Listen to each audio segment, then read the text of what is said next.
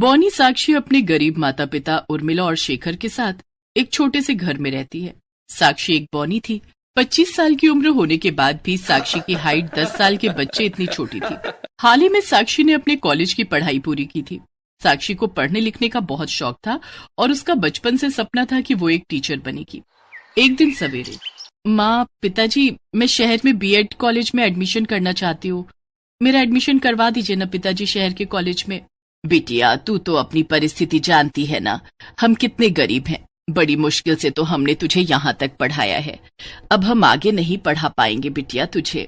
हाँ साक्षी बिटिया, हम जैसे गरीबों के बस की बात नहीं है पढ़ाई करना। पिताजी, आप जानते हो ना, बचपन से मेरा सपना है कि मैं टीचर बनूंगी। मुझे अपना ये सपना पूरा करना है पिताजी। साक्षी बिटिया, तू तो जानती है ना, तेरी छोटी हाइट के कारण स्कूल में, कॉलेज में, हर जगह लोगों ने तेरा कितना मजाक बनाया है। अब अगर तू शहर के कॉलेज में पढ़ने जाएगी और अगर वहाँ के लोगों ने तेरा मजाक बनाया तो? माँ, मुझे अब किसी की बात से कोई फर्क नहीं पड़ता, मुझे बस अपने लक्ष्य पर ध्यान देना है। पिताजी, मैं स्कॉलरशिप से आपका सारा पैसा आपको वापस दे दूंगी। मुझे पढ़ाई करने दीजिए ना पिताजी, मुझे अपना सपना पूरा करने दीजिए। बचपन से मैंने इस सपने के लिए बड़ी मेहनत से पढ़ाई की है। साक्षी अपने माता पिता से रो रो कर विनती करती है। ठीक है बिटिया, तू कर अपनी पढ़ाई। उर्मिला, मैं अपने गांव के दर्पण सेठ से कुछ पैसे उधार ले आता हूँ। शेखर उसी समय अपने गांव के सेठ दर्पण के पास आता है और अपना छोटा सा घर दर्पण के पास गिरवी रखकर उससे पैसे लेकर अपनी बिटिया का दाखिला शहर के डीएड कॉलेज में करवा देता है। एक दिन सवेरे साक्षी शहर में कॉलेज के बाहर आती है। मुझे इतनी घबराहट क्यों हो रही है? नहीं साक्षी, तू डर मत, लोग चाहे तेरा कितना भी मजाक क्यों ना बनाए, तू केवल अपने लक्ष्य पर ध्यान दे। बॉनी साक्षी को नए कॉलेज में जाने में बहुत डर लग रहा था। तभी वो डरते डरते कॉलेज के अंदर चली जाती है और जैसे अपनी क्लास में आती है तभी बॉनी साक्षी को देखकर क्लास में बैठे सभी बच्चे जोर जोर से हंसने लगते हैं। अरे ये बच्ची किसकी खो गई? ए बेटा, ये प्राइमरी स्कूल नहीं है, ये कॉलेज है। जा अपनी 5वीं क्लास में जा, यहाँ तेरा कोई काम नहीं है। सारे स्टूडेंट्स इसी तरह साक्षी की बॉनी हाइट पर कमेंट्स पास करते जाते हैं। मैं इसी क्लास की नई स्टूडेंट हूँ। ये सुनकर सब दंग रह जाते हैं। उसके बाद साक्षी रोज कॉलेज आने लगी और उसकी क्लास के बच्चे इसी तरह बॉनी साक्षी का मजाक उड़ाते रहे, उस पर हंसते रहे। पर साक्षी उन सब की बातों पर जरा भी ध्यान नहीं देती थी। वो हमेशा अपनी पढ़ाई पर ही ध्यान देती थी। देखते ही देखते 2 साल बीत जाते हैं। साक्षी ने अपनी बीएड की डिग्री हासिल कर ली थी। साक्षी ने जो स्कॉलरशिप के लिए फॉर्म भरा था वो रिजेक्ट हो गया था, जिसके चलते साक्षी को उसके डोनेशन का पैसा नहीं मिल पाया था। इधर शेखर 2 सालों से दर्पण को अपनी कमाई से थोड़े थोड़े पैसे देता रहा। एक दिन रात में दर्पण शेखर के घर आता है। क्या भाई शेखर, कब तक हमें पागल बनाता रहेगा? कब देगा मेरा पैसा तू? दर्पण भाई, कॉलेज वालों ने हमारे साथ धोखा किया है। साक्षी बिटिया का स्कॉलरशिप का फॉर्म रिजेक्ट कर दिया है कॉलेज वालों ने, जिसकी वजह से हमें हमारा पैसा नहीं मिल पाया। मैं जैसे अब तक आपको महीने के पैसे देता आ रहा था, ऐसे आगे भी देता रहूंगा। अरे नहीं नहीं, मुझे क्या भिखारी समझ रखा है क्या? मुझे मेरा पैसा अभी इसी समय चाहिए। दर्पण मालिक, हम कहाँ से आपको 80,000 रुपए दे अभी? आप तो हमारी परिस्थिति जानते हो। मेरे पति सारा दिन मजदूरी करके रोज के 300 रुपए कमाते हैं, उसमें से भी 200 रुपए हम आपको दे देते हैं। अगर कुछ महीनों की मोहलत और दे देंगे आप, तो आपकी बड़ी मेहरबानी होगी। मुझे कुछ नहीं सुनना, अब चलो निकलो इस घर से बाहर। तभी दर्पण शेखर के उस घर पर कब्जा कर लेता है और शेखर और उसके परिवार को धक्के मारकर उस घर से निकाल देता है। शेखर, उर्मिला और बॉनी साक्षी तीनों रास्ते पर आ चुके थे। अब हम कहाँ जाएंगे, कहाँ रहेंगे? उस दर्पण ने हमारा घर हमसे छीन लिया है। पिताजी, आप दुखी मत होइए, हम इस गांव में एक घर किराए पर ले लेते हैं। वैसे भी कुछ दिनों बाद मुझे इस गांव के सरकारी स्कूल में नौकरी मिलने वाली है। बस एक बार मेरा इंटरव्यू वहां सफल हो गया ना, तो अपनी सारी परेशानी दूर हो जाएगी। ये सब तेरी वजह से हुआ है साक्षी। ना तू पढ़ाई करने की जिद करती, ना हम पर इतना कर्ज होता। तूने तो हमें रास्ते पर ला दिया साक्षी। साक्षी के माता पिता साक्षी को खूब खरी खोटी सुनाते हैं। तभी शेखर उसी गांव में एक छोटा सा घर किराए पर लेता है। कुछ दिन ऐसे ही बीत जाते हैं। एक दिन सवेरे साक्षी उसी गांव के सरकारी स्कूल में टीचर की नौकरी के लिए इंटरव्यू देने आती है। साक्षी ने सीटी परीक्षा पास कर ली थी। साक्षी स्कूल में प्रिंसिपल के ऑफिस में आती है। अंदर प्रिंसिपल और कुछ टीचर बैठे थे। साक्षी अंदर आती है। ए बच्ची, कौन है तू? चल अपनी क्लास में जाकर बैठ। सर मैं स्टूडेंट नहीं हूँ, मैं साक्षी हूँ। आज मेरा इंटरव्यू है टीचर की जॉब के लिए। ये सुनकर सब बॉनी साक्षी को ऊपर से लेकर नीचे तक देखने लगते हैं और हंसने लगते हैं। तभी कविता टीचर क्या सर, अब इस स्कूल में बच्चे भी टीचर बनेंगे? इसकी हाइट तो देखिए 5वीं क्लास की स्टूडेंट लग रही है ये। साक्षी, तुम इतनी छोटी हो, तुम कैसे बच्चों को पढ़ा पाओगी? सर जब शिक्षा इंसान में छोटा बड़ा नहीं देखती तो मैं बच्चों को शिक्षा क्यों नहीं दे सकती? तभी सब साक्षी का इंटरव्यू लेते हैं। साक्षी हर किसी के सवालों के जवाब देने लगती है और आखिर में साक्षी को उस स्कूल में टीचर की नौकरी मिल जाती है। अगले दिन सवेरे तभी साक्षी स्कूल में पढ़ाने आती है। साक्षी जैसे ही क्लास के अंदर जाती है, सारे बच्चे खड़े होकर गुड मॉर्निंग टीचर कहते हैं। उसके बाद सब जैसे ही बॉनी साक्षी को देखते हैं तो सब जोर जोर से हंसने लगते हैं। अरे ये कौन है? हमें लगा टीचर आए, पर ये तो स्टूडेंट है। अरे बहन, कौन सी क्लास है तेरी? नया एडमिशन है क्या? मैं स्टूडेंट नहीं हूँ। उतने में प्रिंसिपल क्लास में आते हैं। बच्चों, आज से ये तुम्हारी नई टीचर साक्षी हैं। अब से यही तुम्हें पढ़ाएंगी। ये सुनकर सब जोर जोर से हंसने लगते हैं। क्या प्रिंसिपल सर, ये हमें कैसे पढ़ा सकते हैं? इनकी तो खुद अभी पढ़ने की उम्र है। कितनी छोटी है ये। चुप हो जाओ अमर। बच्चों, साक्षी मैडम की केवल हाइट छोटी है, समझे? साक्षी मैडम, अब से ये आपकी क्लास है। प्रिंसिपल वहाँ से चले जाते हैं। बच्चों, आज से हम बहुत अच्छे से मन लगाकर पढ़ाई करेंगे। तुम्हें मेरे साथ पढ़ाई करने में बहुत मजा आएगा। तभी क्लास में पीछे बैठा एक चिंटू नाम का लड़का। अरे मैडम जी, आप कहाँ हो? हमें तो आप दिखाई नहीं दे रहे हो। जरा कुर्सी से उठकर बात कीजिए ना। चिंटू, टीचर जी अगर कुर्सी पर खड़ी भी हो जाएंगी ना, तब भी वो तुझे दिखाई नहीं देंगी। ये सुनकर सब बच्चे हंसने लगते हैं। टीचर जी, बचपन में आपके मम्मी पापा आपको कॉम्प्लेन पिलाना भूल गए थे क्या? मुझे किसी की बातों पर ध्यान नहीं देना है। तभी साक्षी बच्चों को पढ़ाने लगती है और इसी तरह कई दिन बीत जाते हैं। साक्षी की बॉनी हाइट देखकर उसकी क्लास के बच्चे, स्कूल के टीचर, सभी लोग साक्षी पर हंसते थे, पर साक्षी किसी को उफ तक नहीं कहती थी। कुछ ही महीनों में साक्षी अपनी कमाई से उसी गांव में एक बड़ा सा खुद का घर खरीद लेती है और अपने माता पिता के साथ उस बड़े से घर में रहने लगती है। एक दिन साक्षी अपने स्कूल जाती है। उस समय स्कूल में कुछ प्रोग्राम था। तभी प्रिंसिपल साक्षी को स्टेज पर बुलाते हैं। ये देखकर सब साक्षी पर हंसने लगते हैं। उस प्रोग्राम में सभी स्टूडेंट्स के माता पिता भी आए हुए थे। कोई नहीं हंसेगा साक्षी मैडम पर, खामोश हो जाओ सब। कोई बात नहीं सर, मुझे बुरा नहीं लगा। बच्चों, जब मैं छोटी थी ना, तब मेरी बॉनी हाइट देखकर हर कोई मेरा मजाक उड़ाता था, मुझ पर हंसता था। सब मुझे कहते थे कि साक्षी तू जीवन में कुछ नहीं कर पाएगी, न तुझसे कोई शादी करेगा। मेरे माता पिता बहुत गरीब थे। मेरे पिताजी के पास इतने पैसे नहीं थे कि वो मुझे पढ़ा सके, पर मुझे पढ़ने का बहुत शौक था। मैंने बचपन में लोगों के घर जाकर सफाई का काम किया और अपनी पढ़ाई के लिए किताबें खरीदी। कदम कदम पर हर कोई मेरा मजाक बनाता था, पर मैंने कभी किसी की बात पर ध्यान नहीं दिया, बस अपने लक्ष्य पर ध्यान देने लगी। पिताजी की कमाई से बड़ी मुश्किल से हमारा गुजारा चलता था। माँ पिताजी ने मुझसे कई बार कहा कि साक्षी बिटिया, पढ़ाई छोड़ दे, तू पढ़ाई करके क्या करेगी? हर कोई तेरा मजाक बनाता है और हम इतने गरीब हैं, हम तुझे पढ़ा नहीं सकते। पर मैंने हिम्मत नहीं हारी। मैं पिताजी से पैसे लेने के साथ साथ गांव में काम करने लगी, पर मैंने पढ़ना नहीं छोड़ा। यहाँ तक कि मेरी पढ़ाई के पीछे मेरे माता पिता को अपना घर तक कुर्बान करना पड़ा। हम रास्ते पर आ चुके थे, फिर भी मैंने हिम्मत नहीं हारी। और आज देखो, मैं इतनी कामयाब हो गई कि आज मैं आपके सामने एक टीचर बनकर आपको जीवन की अहमियत सिखा रही हूँ। बच्चों, आज आपके माता पिता आपको पढ़ाने के लिए अच्छे से अच्छे स्कूल में भेज रहे हैं, आपकी पढ़ाई का सारा खर्च उठा रहे हैं, आपको अच्छे कपड़े पहना रहे हैं, महंगी किताबें बुक खरीद कर दे रहे हैं, आपको पैसे दे रहे हैं। क्यों? इसीलिए कि आप पढ़ लिख कर एक कामयाब इंसान बन सको। बच्चों, मेरा बचपन ऐसा नहीं था। मेरी महंगी किताबें खरीदने के लिए मेरे पिताजी के पास पैसे नहीं थे। हम एक समय भूखे रहते थे और एक समय के पैसे बचाकर मेरी पढ़ाई का खर्च उठाते थे। आज आपके पास मौका है। आपके माता पिता आपकी पढ़ाई के लिए आपको दुनिया की हर खुशी दे रहे हैं, इसलिए आपका कर्तव्य है कि आप अपनी पढ़ाई पर ध्यान दें और एक कामयाब इंसान बनकर बताएं, क्योंकि एक बार उम्र बीत जाती है। अगर गफलत में गालिब फिर समंदर की तरह आंसू भी बहा लिया, तब भी ये समय दोबारा नहीं ला पाएंगे। ये सुनकर सबकी आंखों में आंसू आ जाते हैं और साक्षी की बातें सुनकर सब खड़े होकर तालियां बजाकर साक्षी का सम्मान करते हैं।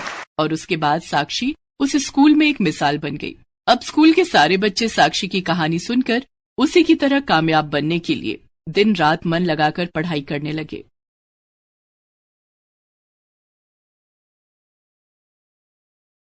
सुभद्रा ने अपने इकलौते बेटे वरुण की शादी एक कम पढ़ी लिखी लड़की ज्योत्सना से की थी, ताकि उसकी बहू कभी नौकरी न करे और अच्छी तरह घर संभाले। सब कुछ सुभद्रा की सोच के मुताबिक चल रहा था कि अचानक उसके बेटे वरुण की मौत हो गई। अब सुभद्रा अपनी विधवा बहू ज्योत्सना के भविष्य को लेकर चिंतित हो जाती है। ये जानने के लिए देखते हैं विधवा बहू की डोली। सुभद्रा देवी अपने बेटे वरुण की शादी की तैयारियां कर रही थी। आज वरुण की शादी ज्योत्सना के साथ होने वाली थी। ज्योत्सना 10वीं पास थी, लेकिन घर के कामकाज में निपुण थी। धूमधाम से वरुण की शादी ज्योत्सना के साथ हो जाती है। ससुराल आते ही उसने घर और परिवार की पूरी जिम्मेदारी उठा ली। माँ बाबूजी, आप दोनों के लिए अदरक वाली चाय लाई हूँ। लाओ बहू, अदरक वाली चाय तो मुझे बहुत पसंद है। तुमने आते ही हम लोगों की पसंद और नापसंद का ख्याल रखना शुरू कर दिया। जी, इन्होंने मुझे सब बता दिया है कि आपको और माँ जी को क्या पसंद है और क्या नहीं। आप लोग चाय पीजिए, मैं नाश्ते की तैयारी करती हूँ। ठीक हूँ बहू। ज्योत्सना वहां से चली जाती है। उसके जाने के बाद वरुण की माँ, क्यों ना हम भी अपने घर में एक काम वाली रख लें। ज्योत्सना की मदद कर दिया करेगी। ज्योत्सना की अभी नई नई शादी हुई है, उसकी उम्र भी बहुत कम है। अभी उसके सिर पर जिम्मेदारियों का बोझ डालना ठीक नहीं है। उसकी कोई जरूरत नहीं है। हमारे घर में ज्यादा काम भी नहीं है। अभी से काम करने की आदत डालेगी तभी तो आगे चलकर सब कुछ संभाल पाएगी। जैसी तुम्हारी मर्जी। ज्योत्सना घर के सारे काम करती। सुबह उठकर सास और ससुर को उनकी दवाइयां, चाय देने से लेकर नाश्ता, खाना बनाना, कपड़े धोना, सारे काम वो अकेली ही किया करती। वरुण भी हर छोटे मोटे काम के लिए ज्योत्सना को ही पुकारा करता। ज्योत्सना, कहाँ तुम? मेरी पीली वाली शर्ट प्रेस नहीं है यार, मुझे आज वही पहनकर ऑफिस जाना है। आपके लिए लंच पैक कर रही हूँ, 2 मिनट में आई। ज्योत्सना भागकर झटपट वरुण की शर्ट पर प्रेस करने लगी। धीरे धीरे समय गुजर रहा था। सब ठीक ठाक चल रहा था कि एक दिन, माँ, बाबूजी, कल मुझे ऑफिस के काम से चंडीगढ़ जाना है। 6 महीने वहीं रहकर काम करना है। 6 महीने? दरअसल पापा, चंडीगढ़ में हमारे ऑफिस की नई ब्रांच खुली है और मुझे उसका मैनेजर बनाया गया है। तो ज्योत्सना को भी अपने साथ लेता जा। पापा, अभी तो वहां जाकर मुझे खुद के रहने का इंतजाम करना होगा। मैं कुछ दिनों के बाद ज्योत्सना को वहां बुला लूंगा। माँ और पिता से बात करके वरुण अपने कमरे में चला गया। ज्योत्सना को चंडीगढ़ जाने की क्या जरूरत है? वो चली गई तो घर कौन संभालेगा? और वहां हमारे वरुण को कौन संभालेगा? सुभद्रा, ज्योत्सना अभी बच्ची है। अभी उसका समय वरुण के साथ हंसने खेलने में गुजरना चाहिए। गृहस्थी का बोझ उठाने के लिए तो सारी जिंदगी पड़ी है। इधर दूसरे दिन वरुण चंडीगढ़ जाने के लिए घर से निकल गया। सबने खुशी खुशी, लेकिन ज्योत्सना ने नम आंखों से वरुण को विदा किया। मेरा दिल बहुत घबरा रहा है, न जाने क्यों आपको कहीं जाने देने का मन नहीं करता। चिंता मत करो ज्योत्सना, वहां पहुंचते ही मैं किराए पर एक कमरा ले लूंगा, फिर तुम्हें बुला लूंगा। वरुण चंडीगढ़ जाने के लिए घर से निकल गया और बस में जाकर बैठ गया। रास्ते में बस का बहुत भयानक एक्सीडेंट हो गया। बस पलट गई और बस में सवार सभी यात्रियों की दर्दनाक मौत हो गई। ये खबर जब वरुण के घर तक पहुंची तो सब शॉक्ड रह गए। वरुण के माता पिता के लिए अपने जवान बेटे को खोना किसी भयंकर पीड़ा से कम नहीं था, लेकिन ज्योत्सना का दुख तो बयां कर पाना भी मुश्किल है। ज्योत्सना अंदर से टूट गई। वो अपने आप को संभाल नहीं पा रही थी। वो बहुत उदास रहने लगी और हर समय वरुण की यादों में खोई रहती। एक दिन, वरुण की माँ, मुझसे ज्योत्सना की हालत देखी नहीं जाती। वो वरुण को खोने के दुख से उबर नहीं पा रही है। वरुण हमारा इकलौता बेटा था, उसे खोने का दुख हमें भी कम नहीं है। सुभद्रा, हमारी उम्र अब हो चली है, लेकिन ज्योत्सना अभी बहुत छोटी है। उसकी उम्र ही क्या है? उसे अपनी जिंदगी जीने और हंसने खेलने का पूरा अधिकार है। आप क्या चाहते हैं? मैं चाहता हूं कि हम ज्योत्सना की दूसरी शादी कर दें, लेकिन उससे पहले मैं उसे पढ़ाना चाहता हूं। ठीक है, एक बार ज्योत्सना से भी इस बारे में बात कर लीजिए। मैं उसे बुला कर लाती हूँ। सुभद्रा देवी ज्योत्सना को बुलाने के लिए उसके कमरे में जाती हैं। वहां उन्होंने देखा कि ज्योत्सना बेहोश होकर जमीन पर गिरी हुई है। सुभद्रा देवी दौड़कर अपने पति पंकज के पास गईं और ज्योत्सना के बारे में बताया। दोनों ने फोन करके डॉक्टर को बुलाया। डॉक्टर ने जब ज्योत्सना का चेकअप किया, आपकी बहू मां बनने वाली है। आप लोगों को इनका बहुत ख्याल रखना होगा। चिंता के कारण बच्चे की सेहत पर बुरा असर पड़ सकता है और बच्चा दिमागी रूप से कमजोर हो सकता है। डॉक्टर की बात सुनकर पंकज और सुभद्रा ने फैसला लिया कि वो ज्योत्सना को आगे पढ़ाएंगे ताकि ज्योत्सना का मन कहीं लगा रहे और वो खुश रह सके। पंकज ने ज्योत्सना का एडमिशन 12वीं कक्षा में करवा दिया। ज्योत्सना अब 12वीं की पढ़ाई करने लगी। सुभद्रा देवी उसके खाने पीने का बहुत ख्याल रखती। धीरे धीरे समय बीतता गया और 9 महीने बाद ज्योत्सना ने एक सुंदर सी बेटी को जन्म दिया। इसके साथ ही वो अपनी पढ़ाई भी करती रही। सुभद्रा देवी और पंकज अपनी पोती अनन्या को पाकर बहुत खुश थे। वे दोनों ज्योत्सना के साथ साथ अनन्या का बहुत ख्याल रखते। ज्योत्सना को लेकर सुभद्रा देवी के मन में भी बहुत बदलाव आ गया था। एक दिन ज्योत्सना रसोई में बर्तन धो रही थी, तभी वहां सुभद्रा देवी आई। ज्योत्सना बहू, ये सब छोड़, तू अनन्या के पास जा। उसके साथ खेलेगी तो तेरा दिल बहलेगा और साथ साथ अपनी पढ़ाई भी कर। घर का काम मैं कर लूंगी। ज्योत्सना नन्ही और प्यारी बेटी अनन्या को पाकर अब खुश रहने लगी थी। वो अनन्या के साथ ढेर सारा समय गुजारती और बाकी समय में अपनी पढ़ाई करती। धीरे धीरे अनन्या बड़ी हो रही थी और ज्योत्सना भी अब कॉलेज में पहुंच गई थी। एक दिन, ज्योत्सना बहू, मैं चाहता हूं कि तू बीएड की पढ़ाई कर ले। मैं कल ही तेरा एडमिशन करवा दूंगा। ठीक है बाबूजी। पंकज ने ज्योत्सना का एडमिशन बीएड में करवा दिया। अब ज्योत्सना रोज कॉलेज जाने लगी। अनन्या भी 2 साल की हो गई थी। एक दिन, मम्मा, मुझे भी आपके साथ कॉलेज जाना है। अनन्या बेटी, मुझे कॉलेज में पढ़ाई करनी है। तुम घर में दादाजी दादीजी के साथ खेलो। नहीं, मुझे आपके साथ कॉलेज जाना है। इसे अपने साथ ले जा ज्योत्सना। ये सारा दिन तुझे याद करती है और तेरे पास आने की जिद करती है। तेरे साथ कॉलेज जाएगी तो इसका दिल बहल जाएगा। उस दिन ज्योत्सना अनन्या को अपने साथ कॉलेज ले गई। ज्योत्सना की क्लास में सब अनन्या को बहुत प्यार करने लगे। कोई उसे चॉकलेट देता तो कोई उसके साथ खेलता। तभी ज्योत्सना ने देखा कि राजन अनन्या को अपनी गोद में लेकर उसके साथ बातें कर रहा था। राजन ज्योत्सना की क्लास में पढ़ता था। क्या बात है राजन? अनन्या परेशान तो नहीं कर रही है ना? अरे नहीं, बहुत प्यारी बच्ची है। इससे बातें करके मुझे अपना बचपन याद आ गया। तुम इसे रोज अपने साथ लेकर कॉलेज आया करो। अब ज्योत्सना रोज अनन्या को अपने साथ कॉलेज लाने लगी। धीरे धीरे राजन ने अनन्या के साथ गहरी दोस्ती कर ली। अनन्या के कारण राजन और ज्योत्सना में भी गहरी दोस्ती हो गई। दोनों एक दूसरे के करीब आने लगे। एक दिन की बात है, ज्योत्सना और अनन्या दोनों कॉलेज में थे कि तभी बहुत तेज बारिश होने लगी। ओह, अब मैं घर कैसे जाऊंगी? ज्योत्सना के चेहरे पर चिंता की लकीरें देखकर राजन उसके पास आया और बोला, क्या बात है ज्योत्सना, परेशान क्यों? देखो न राजन, बाहर कितनी तेज बारिश हो रही है। मैं अनन्या को लेकर घर कैसे जाऊंगी? बाहर बस स्टॉप पर भी पानी भर गया होगा। तुम फिक्र मत करो, मैं अभी ऑटो बुला कर लाता हूँ। राजन कॉलेज से बाहर गया। बाहर बहुत तेज बारिश हो रही थी और सड़क पर पानी भरा हुआ था, लेकिन राजन अपनी परवाह न करते हुए बड़ी मुश्किलों से एक ऑटो वाले को बुला कर लाया। चलो ज्योत्सना, अनन्या को लेकर इस ऑटो पर बैठ जाओ। मैं तुम दोनों को घर तक छोड़ देता हूँ। ज्योत्सना, अनन्या और राजन तीनों ऑटो पर बैठ जाते हैं और उस दिन राजन ने दोनों को घर तक छोड़ा। राजन, मेरे घर नहीं आओगे? मैं तुम्हें अपने माजी और बाबूजी से मिलवाऊंगी। हाँ, क्यों नहीं। राजन ज्योत्सना के घर आया। ज्योत्सना ने उसे पंकज और सुभद्रा से मिलवाया और बताया कि कैसे राजन ने तेज बारिश में भी भीगते हुए उसे और अनन्या को सुरक्षित घर तक पहुंचाया। ये तो तुमने बहुत अच्छा किया बेटा, वरना ये दोनों कॉलेज में न जाने कितनी देर बारिश रुकने का इंतजार करती रहती। राजन बेटे, तुम आते रहना और कॉलेज में ज्योत्सना का ख्याल रखना। उस दिन के बाद से राजन अक्सर ज्योत्सना के घर आने लगा और अनन्या के साथ ढेर सारी बातें करता। धीरे धीरे दोनों की पढ़ाई पूरी हो गई और उन्हें सरकारी स्कूल में शिक्षक की नौकरी भी मिल गई। एक दिन, सुभद्रा, क्या ज्योत्सना को अपनी जिंदगी नए सिरे से शुरू नहीं करनी चाहिए?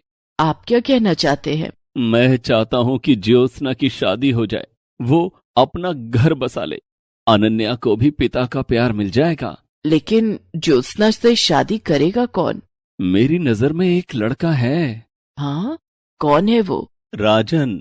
राजन ज्योत्सना का बहुत अच्छा दोस्त है और वो अनन्या को भी बहुत प्यार करता है। लेकिन हमें इस बारे में ज्योत्सना और राजन से भी बात कर लेनी चाहिए। मैंने राजन को फोन कर दिया है, वो आज शाम को हमारे घर आएगा। हम राजन और ज्योत्सना दोनों से बात कर लेंगे। ठीक है। शाम को जब ज्योत्सना स्कूल से लौटी तो उसने देखा कि राजन उसके घर आए हैं और उसके सास ससुर से बातें कर रहा है। अरे राजन, तुम कब आए? अभी भी आया हूँ। दरअसल मुझे अंकल ने बुलाया। ज्योत्सना बहू, मैं तुम दोनों से कुछ बात करना चाहता हूँ। जी बाबूजी, कहिए। बहू, मैं चाहता हूँ कि तुम और राजन शादी कर लो। ये आप क्या कह रहे हैं बाबूजी? ये कभी नहीं हो सकता। ज्योत्सना बहू, बीती बातों को भूलकर आगे बढ़ना ही जिंदगी है। तेरे सामने अभी पूरी जिंदगी पड़ी है। हमारे बाद तेरा और अनन्या का ख्याल कौन रखेगा? राजन बेटा, ज्योत्सना अब मेरी बहू नहीं, बेटी है। क्या तुम जिंदगी भर इसका ख्याल रखोगे? अंकल, सच कहूं तो मैं ज्योत्सना और अनन्या से बहुत प्यार करने लगा हूं। मैं ज्योत्सना को अनन्या के साथ अपनाने के लिए तैयार हूं और वादा करता हूं कि उन्हें जिंदगी भर खुश रखूंगा। देर किस बात की? हम कल ही तुम्हारे घर आएंगे। तुम्हारे माता पिता से मिलकर शादी की तारीख पक्की कर देंगे। राजन के माता पिता सुभद्रा देवी और पंकज से मिलकर बहुत प्रभावित हुए। दोनों की रजामंदी से राजन और ज्योत्सना की शादी तय हो गई। सुभद्रा देवी और पंकज ने ज्योत्सना की शादी सास ससुर बनकर नहीं बल्कि माता पिता बनकर की। पंकज ने ज्योत्सना का कन्यादान किया और ज्योत्सना को डोली में बिठाकर ससुराल विदा किया। Please subscribe this channel.